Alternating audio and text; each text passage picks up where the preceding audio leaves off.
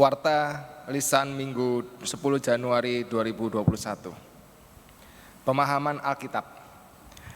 Pemahaman Alkitab online GKI Purworejo akan diadakan pada yang pertama di GKI Purworejo Selasa 12 Januari 2021 pukul 17.30. Yang kedua untuk Bajem Celapar di hari Rabu tanggal 13 Januari 2021 pukul 19.00 dengan tema Allah adalah sumber.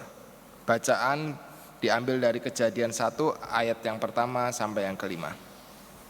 PA akan diselenggarakan secara online melalui grup WhatsApp khusus bagi Bapak Ibu atau saudara-saudari yang belum tergabung dan ingin mengikuti PA dapat menghubungi Penatua Kesia atau Ibu Iin. Yang kedua, Persekutuan Remaja Pemuda. Persekutuan Remaja Pemuda diadakan secara online yang akan diadakan pada hari Sabtu tanggal 16 Januari 2021 pukul 18.00. Persekutuan akan diselenggarakan melalui kanal YouTube GKI Purworejo. Informasi selanjutnya akan disebarkan melalui grup WA. Mohon kehadiran dan perhatian saudara-saudari pemuda remaja. Yang ketiga, kalender GKI Purworejo. Bagi anggota jemaat dan simpatisan yang belum mendapatkan kalender tahun 2021 bisa menghubungi Ibu Iin setiap hari pada jam kerja. Terima kasih atas perhatiannya. Demikian warta lisan hari ini. Marilah kita bangkit berdiri dan kita akan mulai ibadah kita dengan membacakan Mazmur 29 1-4 dilanjutkan dengan ayat 10-11.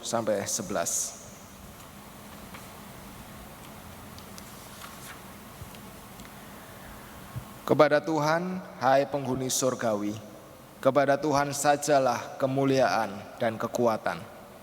Berilah kepada Tuhan kemuliaan namanya, sujudlah kepada Tuhan dengan berhiaskan kekudusan. Suara Tuhan di atas air, Allah yang mulia mengguntur. Tuhan di atas air yang besar.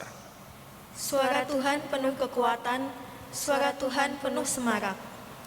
Tuhan bersemayam di atas air bah, Tuhan bersemayam sebagai Raja untuk selama-lamanya. Tuhan kiranya memberikan kekuatan kepada umat-Nya, Tuhan kiranya memberkati umat-Nya dengan sejahtera. Marilah kita memuji dan menyembah Tuhan yang memperbarui kehidupan.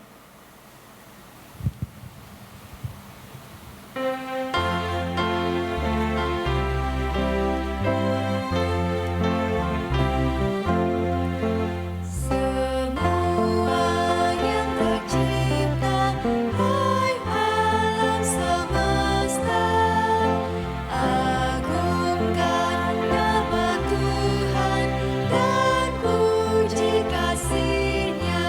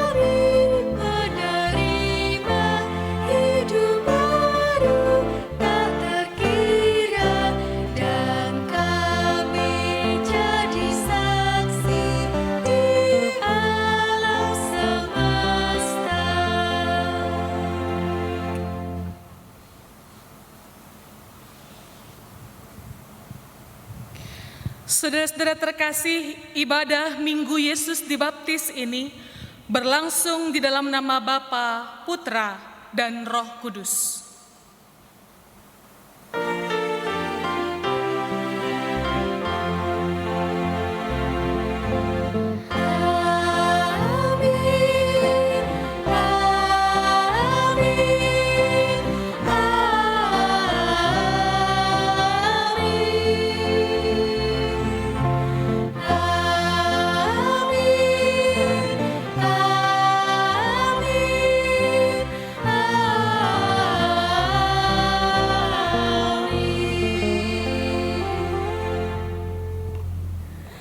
Tuhan beserta saudara.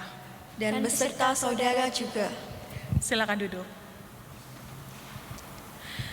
Saudara-saudara, hari ini kita memasuki Minggu Yesus dibaptis.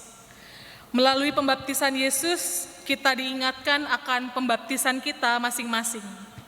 Tanda cinta dan anugerah Allah yang senantiasa membarui dan memulihkan hidup kita. Seperti yang dituliskan di dalam Roma 6 ayatnya yang keempat.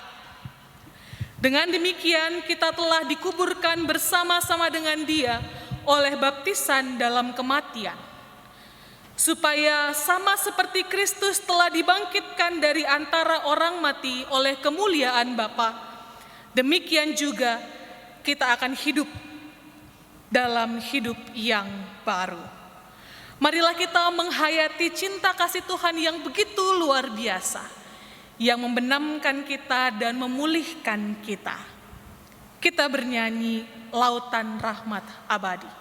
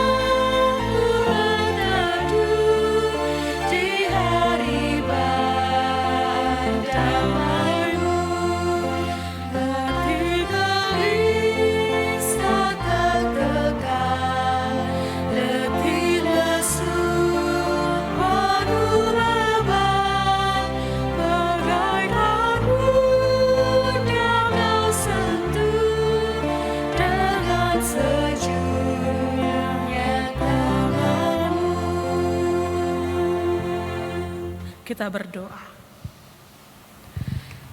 Terima kasih ya Tuhan, karena betapapun kami seringkali melukai Tuhan di dalam keseharian kami, Tuhan tetap mencintai kami.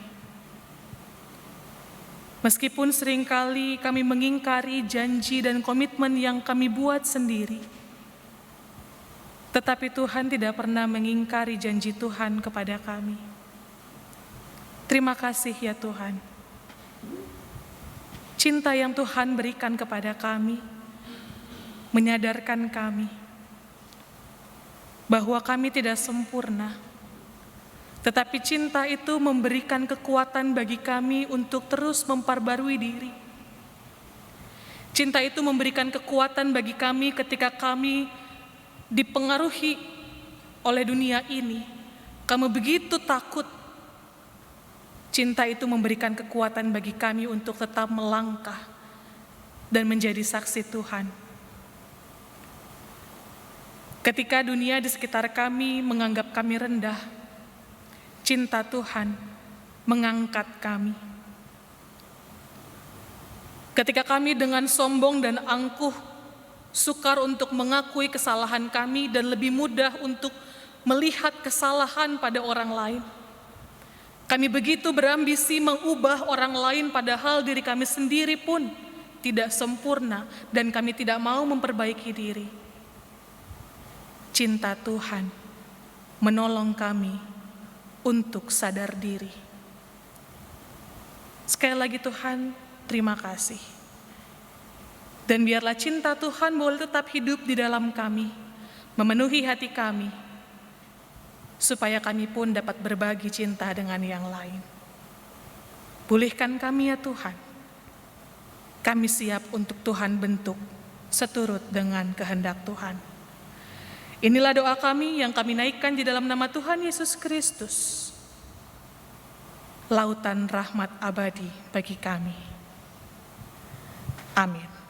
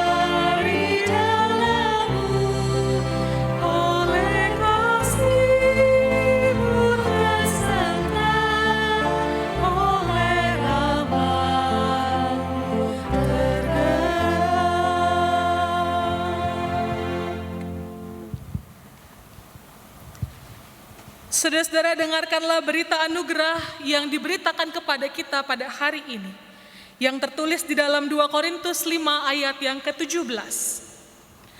Jadi siapa yang ada di dalam Kristus, ia adalah ciptaan baru.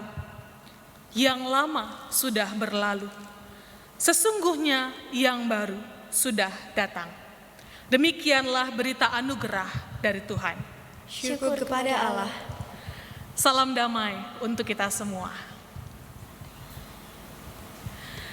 Mari kita sebagai orang-orang yang telah menerima pengampunan dan cinta dari Tuhan, kita memberikan diri untuk diubah oleh Tuhan.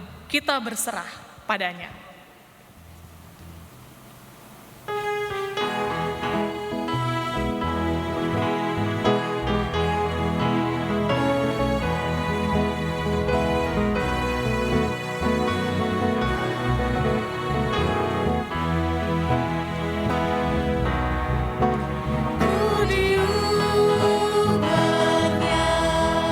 Saat ku berserah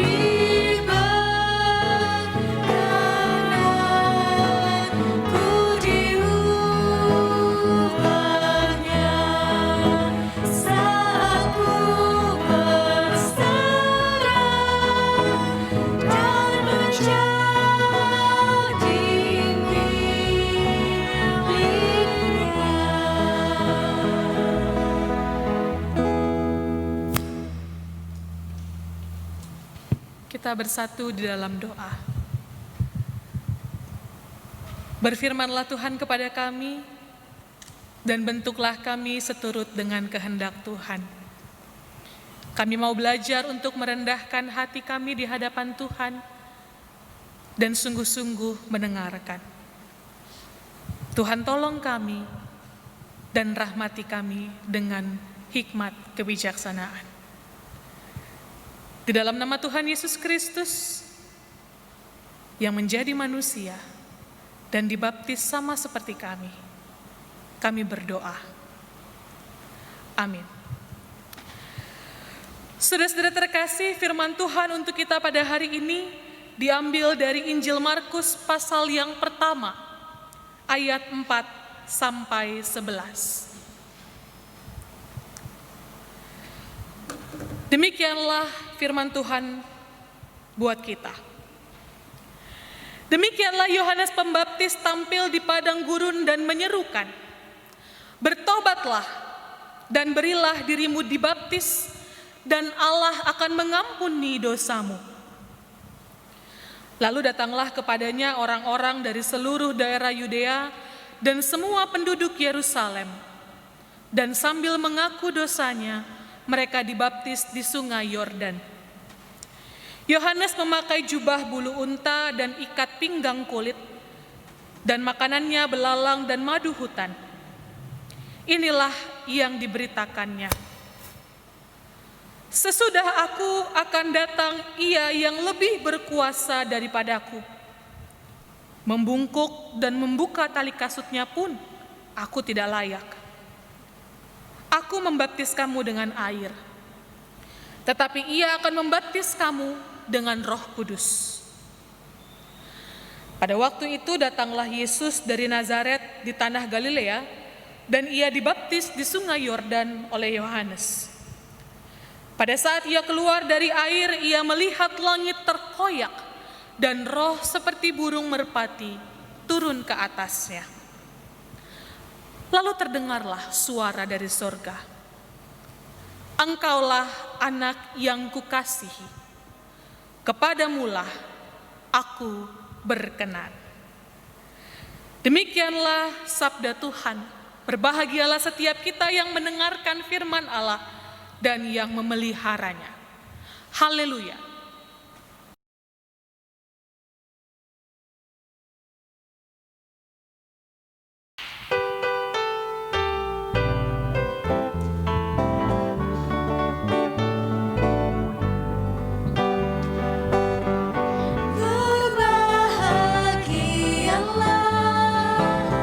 Orang yang tak bercela hidupnya, yang hidup menurut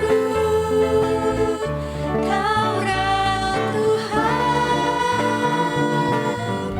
Berbahagialah yang memegang peringatan Tuhan dan yang mencari Tuhan dengan segenap hati.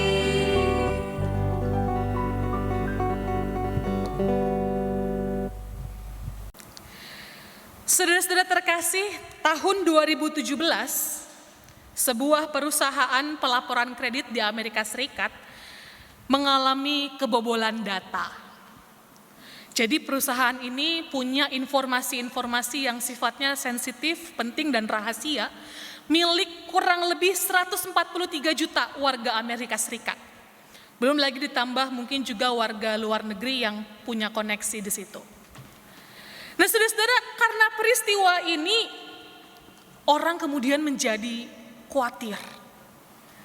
Kenapa? Karena data-data yang terekspos, data-data yang mengalami kebobolan bisa saja dan sangat bisa digunakan oleh pihak-pihak yang tidak bertanggung jawab secara salah. Ini ada hubungannya dengan keuangan, dengan data pribadi yang seharusnya rahasia. Dan saudara-saudara, karena peristiwa ini perusahaan itu mau nggak mau harus bayar harga yang mahal. Mereka harus bayar ini itu, dan yang lebih parah sebenarnya adalah mereka kehilangan kepercayaan oleh pelanggan-pelanggannya. Dan saudara-saudara, setelah terjadi huru-hara ini, kemudian mereka mencoba untuk mencari tahu, apa sih penyebabnya?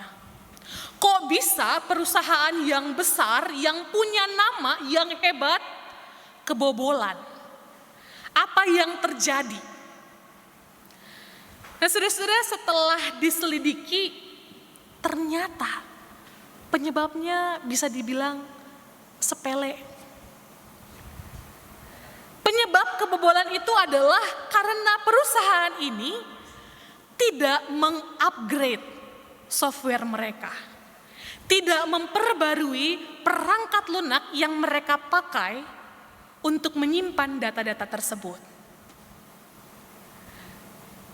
Ternyata beberapa bulan sebelum hari kejadian, si pemilik perusahaan software yang mengelola, yang membuat software ini sudah memberikan pemberitahuan bahwa di software versi yang lama ada titik lemah dan mudah untuk diretas, dihack dari luar. Dan mereka sudah menawarkan solusi. Ini ada versi yang lebih baru, upgrade. Kita kan kalau pakai handphone, pakai laptop kan kadang-kadang juga suka gitu ya, muncul notifikasi mesti upgrade. Nah, ternyata upgrade itu bukan cuman soal lebih canggih atau enggak canggih, saudara-saudara, tetapi itu juga bisa memperbaiki kesalahan-kesalahan di versi yang lama, termasuk soal keamanan. Nah, ternyata perusahaan ini entah bagaimana ceritanya tidak melakukan upgrade tersebut. Mereka pakai versi yang lama selama beberapa bulan, hanya beberapa bulan. Dan perusahaan mereka diretas, data-data informasi yang sensitif semua terekspos ke dunia luar. Rugi dalam hal uang, rugi dalam hal kepercayaan. Sepele, tidak mengupgrade.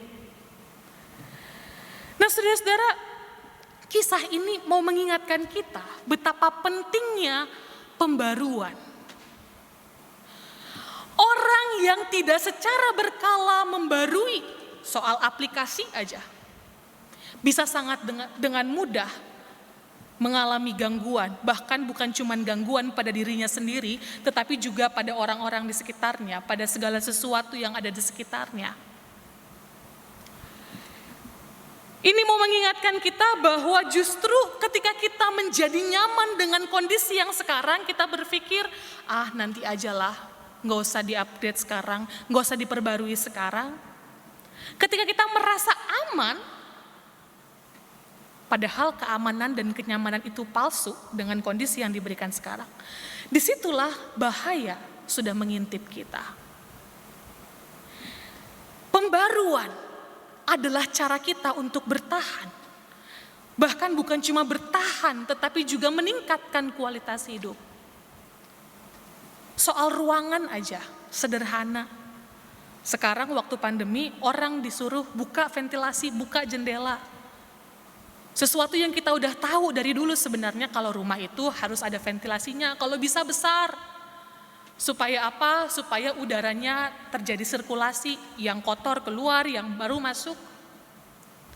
Tubuh kita ini juga terus membarui diri. Oksigen masuk yang baik, mengeluarkan segala sesuatu yang kotor.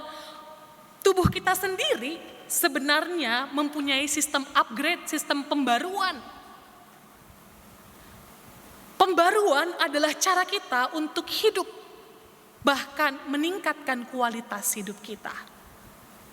Yang tidak diperbarui bisa jadi bahaya. Nah, saudara-saudara, kalau soal aplikasi aja, segitu pentingnya upgrade, memperbarui. Sirkulasi udara penting diperbarui. Tubuh kita secara otomatis diciptakan Tuhan terus diperbarui. Pertanyaannya, bagaimana dengan kehidupan spiritualitas kita? Apakah kita mempunyai perhatian khusus untuk terus memperbarui kehidupan spiritualitas kita, kehidupan keimanan kita, cara berpikir kita, sikap dan perilaku hidup kita sehari-hari. Pembaruan tidak bisa terjadi begitu aja. Pembaruan harus dilakukan berkala dan terencana. Nah, saudara-saudara terkasih, bicara tentang pembaruan, terus-menerus dibarui. Teks kita pada hari ini bicara tentang panggilan untuk pembaruan itu. Injil yang kita baca, Markus 1, kita tadi mulai dengan ayat yang keempat, mengatakan begini. Demikianlah Yohanes Pembaptis tampil di padang gurun dan menyerukan, bertobatlah dan berilah dirimu dibaptis dan Allah akan mengampuni dosamu. Begitu kata Yohanes Pembaptis. Seruan pertobatan, seruan untuk menyatakan diri, memberikan dosa-dosa kita untuk diampuni dan dibasuh oleh Tuhan, diserukan oleh Yohanes Pembaptis. Dan saudara-saudara, saya mau mengajak kita untuk melihat satu detail kecil yang sering terlewatkan, tetapi detail ini menarik. Dikatakan di sini, Yohanes Pembaptis tampil di padang gurun. Apa sih artinya padang gurun? Dalam pemahaman atau dalam pengalaman orang Israel, dan mungkin juga terserap dalam pengalaman orang-orang Yahudi pada waktu itu, padang gurun punya tempat, punya memori khusus dalam benak mereka.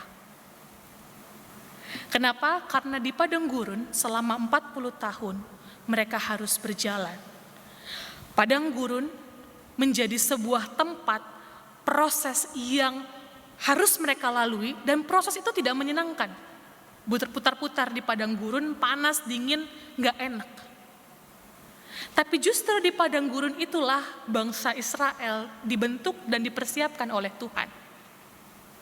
Mereka baru keluar dari tanah Mesir sebagai budak, lalu mereka harus berjalan di padang gurun selama 40 tahun, dibentuk oleh Tuhan di sana dengan segala kesulitan yang ada. Baru setelah itu mereka bisa masuk ke tanah perjanjian. Mentalitas mereka diubah di padang gurun itu. Cara berpikir mereka diubah. Dari cara berpikir orang yang terus mengeluh, mereka diajarkan untuk bersyukur di padang gurun. Dari tipe orang-orang yang tidak bisa berkata cukup, mereka belajar untuk berkata cukup dengan pertolongan Tuhan di padang gurun.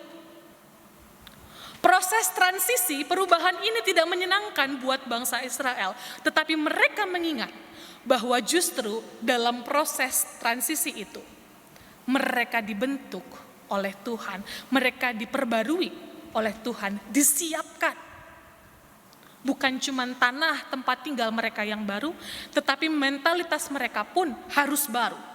Percuma masuk tempat yang baru kalau mentalitas mereka masih mentalitas lama, mentalitas budak. Padang gurun menjadi tempat transformasi. Nah, saudara-saudara, sekarang dalam bacaan kita dikatakan bahwa di padang gurun ini terjadi lagi sebuah peristiwa. Yohanes Pembaptis berseru di sana mengatakan, bertobatlah, katanya. Berilah dirimu dibaptis. Dan banyak orang merespons panggilan untuk pembaruan diri ini, panggilan pertobatan ini.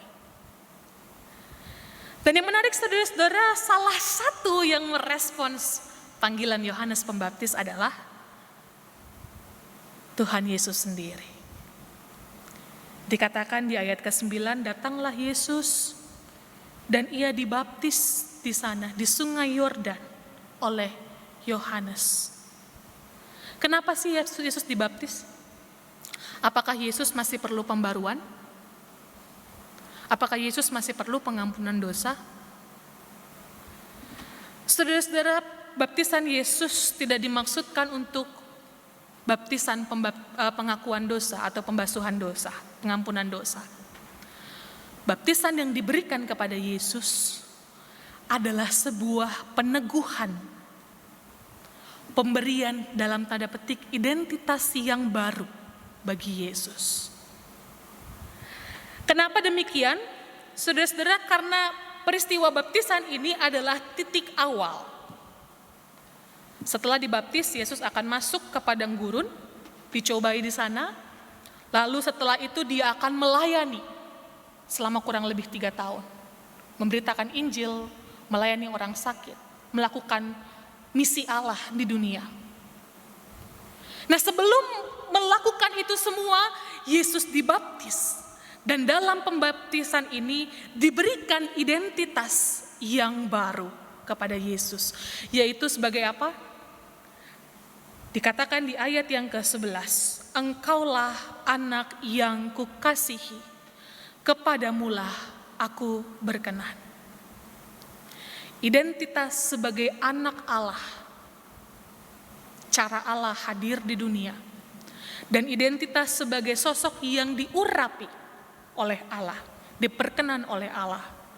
Inilah yang dihayati oleh Yesus ketika dia melakukan pelayanannya di dunia.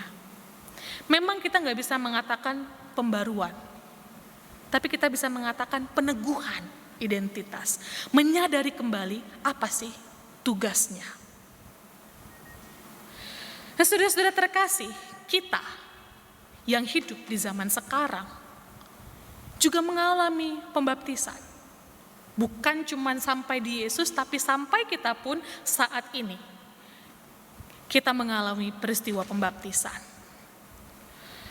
Nah, saudara-saudara, baptisan yang kita terima bukan sekedar sebuah fase yang terjadi sekali lalu selesai.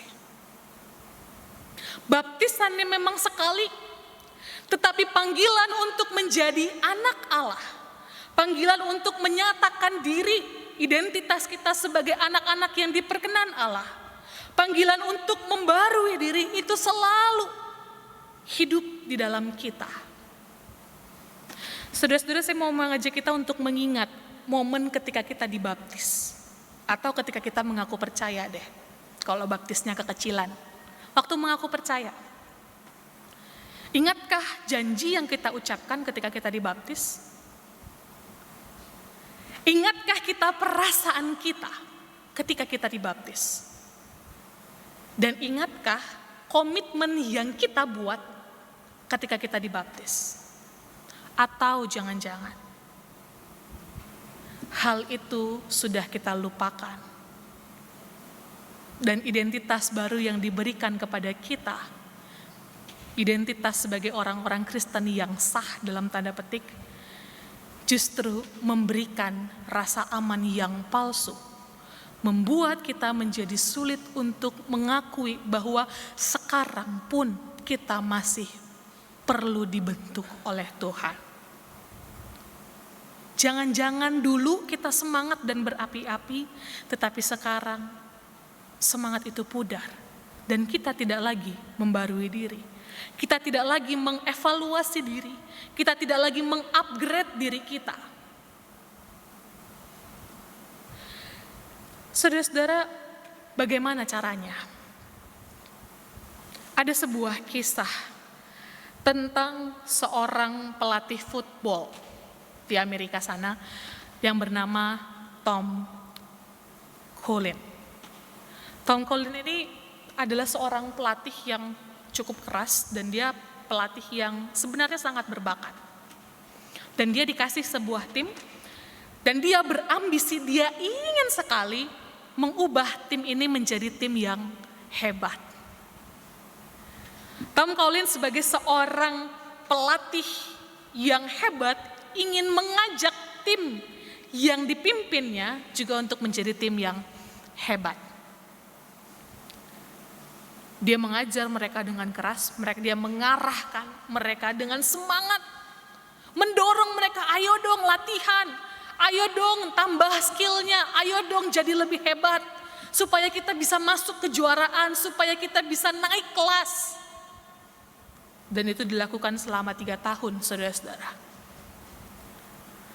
Apa yang terjadi? Timnya tidak berubah. Begitu aja, mandek, tidak bisa berubah. Sampai pada satu titik, saudara-saudara, Tom berpikir begini, aku gak bisa mengubah orang lain. Semua yang kulakukan ternyata sia-sia dan tidak bisa mengubah orang lain menjadi lebih baik. Tapi apakah dia menyerah? Tidak. Ketika Tom tidak bisa mengubah orang lain, Tom belajar untuk mengubah dirinya sendiri. Dia mengubah caranya melatih. Dia tidak lagi melatih dengan keras, tetapi sekarang dia berusaha untuk menunjukkan identitasnya sebagai orang yang juga punya hati. Dia tidak lagi menjadi orang yang ingin kelihatan sempurna, tapi dia berani menunjukkan kepada timnya, aku juga gak sempurna kok. Aku punya kesalahan dan aku punya kelemahan, sama seperti kalian. Dia tidak lagi melatih sebagai orang yang lebih hebat, tetapi sekarang dia mengajak mereka untuk bersama-sama bermain layaknya saudara dan sahabat. Tom tidak lagi mempush tim itu untuk hanya menang, yang penting menang. Sekarang dia berubah. Kita harus kuatkan solidaritas di dalam tim kita. Menang dan kalah itu soal berikutnya. Pertanyaannya, kita solid atau enggak? Football bukan lagi sebuah permainan untuk mendapatkan juara satu, mengalahkan yang lain. Tapi football menjadi sebuah sarana bagi mereka untuk belajar saling menopang satu sama lain. Bersama-sama bergerak, bekerja sama. Apa yang terjadi saudara-saudara? Ketika Tom mengubah dirinya, timnya pun berubah. 3 tahun Tom berusaha untuk mengubah orang lain dan tidak ada hasilnya. Tetapi ketika Tom mengubah dirinya sendiri, orang-orang di sekitarnya ikut merasakan getaran perubahan itu dan mereka pun ikut berubah. Tim yang Tom pimpin berhasil masuk ke dalam kejuaraan bergengsi dan menang di sana. Nah, saudara-saudara, sama seperti Tom, kita juga kadang-kadang ingin dunia ini menjadi dunia yang lebih baik. Kita ingin keluarga kita menjadi keluarga yang lebih baik. Kita ingin gereja kita menjadi gereja yang lebih baik. Dan kadang-kadang kita menjadi begitu ambisius dan berusaha untuk mengubah orang lain. Ayo dong kamu berubah. Ayo dong lakukan ini. Tapi saudara-saudara, dari Tom kita belajar bahwa perubahan itu tidak dilakukan di luar sana. Perubahan itu harus kita mulai dari dalam diri kita sendiri. Kita tidak bisa berharap dunia ini menjadi dunia yang lebih baik kalau kita sendiri tidak berubah menjadi lebih baik. Kita tidak bisa berharap keluarga kita menjadi keluarga yang lebih harmonis, lebih saling memahami, lebih peduli kalau kita sendiri tidak melakukan perubahan dalam hal itu. Saudara-saudara, dunia seperti apa yang ingin kita tinggali? Keluarga seperti apa yang ingin kita bangun? Perubahan seperti apa yang ingin kita lakukan? Apapun yang menjadi gambaran kita, saudara-saudara, panggilan untuk membarui diri itu dimulai dari kita sendiri. Apa yang perlu saya ubah dari diri saya saat ini? Baptisan mengingatkan kita untuk terus membarui diri, memberi diri untuk dibentuk oleh Tuhan. Tidak mudah, perubahan kadang mengerikan dan menakutkan. Tapi setiap orang yang mau tinggal di dalam Tuhan dan diubahkan di dalam Tuhan, dia akan menikmati hasilnya juga di dalam Tuhan. Tuhan menolong kita. Amin.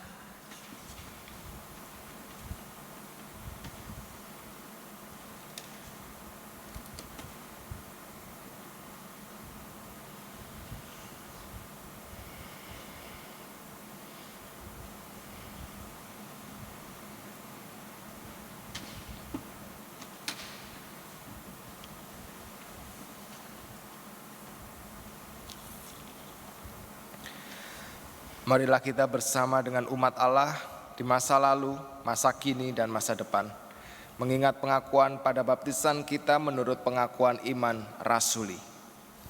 Aku percaya kepada Allah, Bapa yang Maha Kuasa, Khalik langit dan bumi, dan kepada Yesus Kristus, Anaknya yang tunggal Tuhan kita, yang dikandung daripada Roh Kudus, lahir dari anak darah Maria, yang menderita sengsara di bawah pemerintahan Pontius Pilatus, disalibkan, mati dan dikuburkan, turun dalam kerajaan maut, pada hari yang ketiga bangkit pula dari antara orang mati, naik ke surga, duduk di sebelah kanan Allah, Bapa yang Maha Kuasa, dan dari sana Ia akan datang untuk menghakimi orang yang hidup dan yang mati.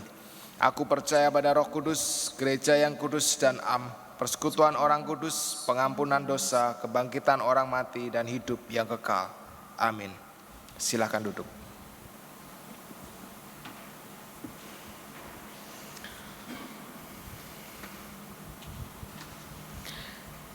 Mari kita bersama menaikkan doa syafaat kita.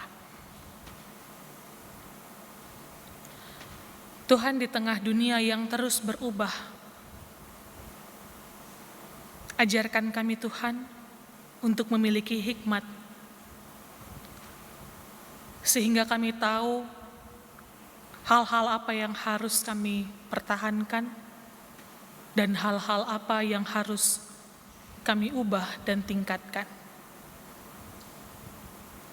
Di tengah dunia yang terus berubah ya Tuhan, terkadang perubahan itu membuat kami takut. Kami takut tidak mampu mengejar perubahan di dunia ini. Kami takut akan tertinggal dan terlindas. Tetapi Tuhan, kami mau menyerahkan diri kami dan seluruh kemampuan kami untuk Tuhan bentuk dan Tuhan pakai sesuai dengan kehendak Tuhan. Dan di dalam doa kami ya Tuhan, pada saat ini kami memohon kepada Tuhan, ubahlah juga hati dan cara berpikir kami. Tolonglah kami untuk dapat menyatakan cinta dan kasih Tuhan di tengah dunia ini. Kepada saudara-saudara kami yang sakit, saudara-saudara kami yang membutuhkan teman, membutuhkan sahabat untuk berbagi. Tuhan, tolonglah kami untuk menjadi saudara bagi mereka. Kami percaya bahwa Tuhan memulihkan mereka dan Tuhan menolong mereka. Tapi sekarang kami Tuhan mau menyerahkan diri untuk Tuhan pakai menjadi alat pemulihan itu. Untuk saudara-saudara kami yang dikuasai oleh ketakutan dan kecemasan, mereka yang mempunyai pergumulan yang berat dan besar, dan tidak tahu bagaimana harus menghadapinya, Tuhan tolong kami. Tolong kami untuk dapat menopang mereka dan menjadi penghibur bagi mereka. Sebab kami percaya Tuhan ada untuk mereka dan Tuhan sedang berkarya untuk mereka. Ajarkan kami Tuhan untuk mengingat karya Tuhan dan menjadi cara Tuhan hadir di dalam hidup mereka. Terima kasih ya Tuhan. Segala yang menjadi impian kami dan harapan kami serahkan di dalam nama Tuhan. Tuhan bentuk kami sesuai dengan kehendak Tuhan. Di dalam nama Tuhan Yesus, kami berdoa. Amin.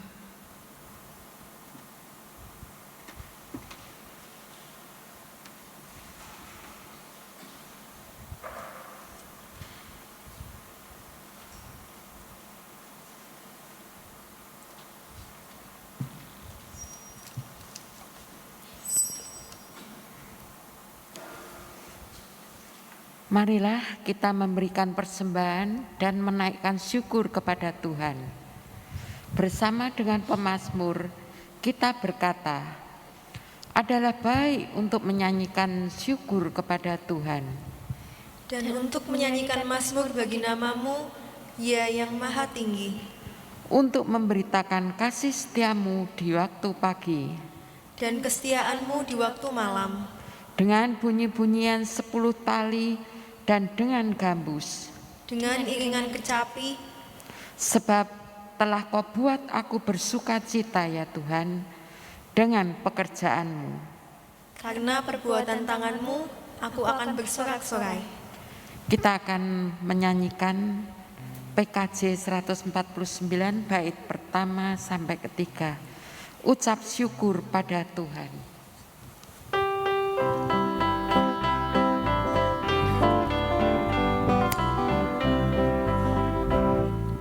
Syukur pada Tuhan karena kita diselamatkan oleh-Nya. Senandungkan lagu baru, senandungkan lagu baru bagi-Nya. Nyanyikanlah dengan riang karena kasih setia Tuhan, nyanyilah. Senandungkan lagu baru, senandungkan lagu baru bagi-Nya.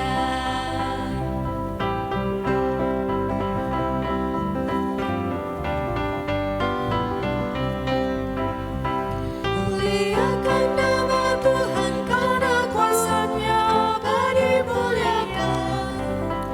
Senandungkan lagu baru, senandungkan lagu baru bagi-Nya. Dengan bangkit berdiri, kita akan membawa persembahan ini kepada Tuhan. Mari kita satu dalam doa. Bapa yang Maha Kasih, kami datang ke hadirat-Mu untuk mengucap syukur. Karena di hari-hari yang telah lewat, Engkau menyertai dalam setiap aktivitas kami.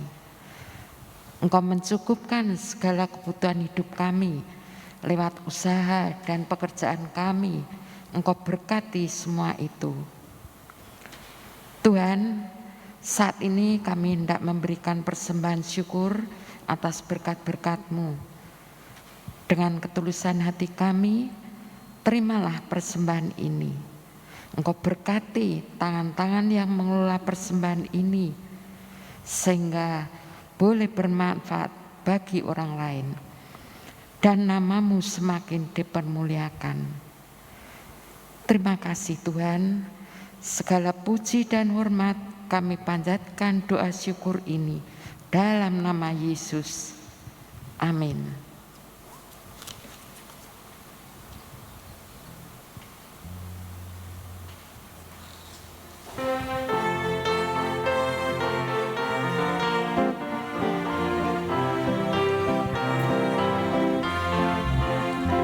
Ya Tuhan, Kaulah penebus yang berikan darah-Mu menjadi kurban yang kudus, mulia bagiku. Kendati jalan hidupku berliku dan berat, Engkau benarlah panduku dan aku tak sesat. Tanamkan citra-Mu di dalam diriku, supaya hatiku rendah dan mengasihi-Mu, dan baharui hidupku menurut citra-Mu. Inilah kerinduanku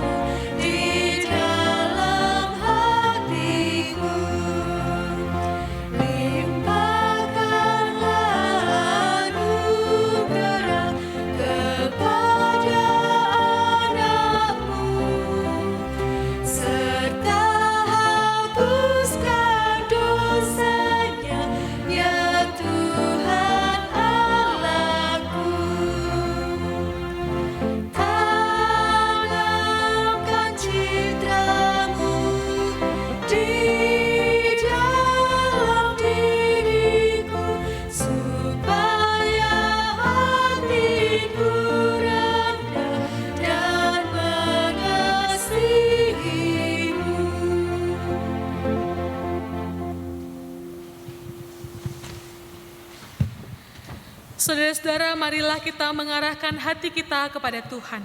Kami mengarahkan hati kami kepada Tuhan. Mari menjadi saksi-saksi Kristus. Syukur kepada Allah, Terpujilah Tuhan. kini dan selamanya. Kita memohon berkat dari Tuhan. Kiranya Tuhan memberkati kita dan melindungi kita. Tuhan menyinari kita dengan wajah-Nya dan memberi kita kasih karunia. Tuhan menghadapkan wajah-Nya kepada kita dan memberi kita damai sejahtera. Amin.